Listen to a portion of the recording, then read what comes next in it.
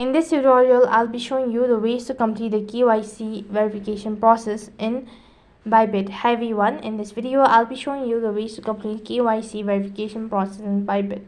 For that case, go and log in into your Bybit account. You could also do this procedure during your creation of your account. If you've not done it so, then you can do it after you're done creating your account. Now to verify your identity, you just have to go and click on the verify now button from the top right hand side.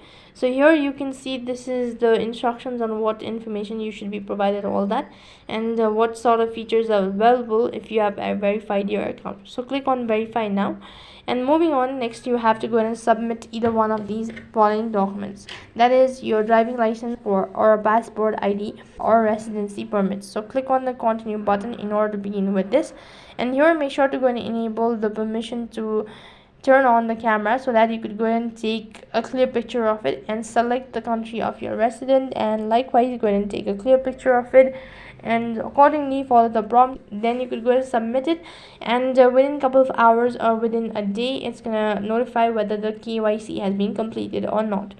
So that is how you can complete KYC verification process. That is all for this video. I hope the video was helpful. Make sure to like, share and subscribe to our channel. Thank you for watching. See you in the next video.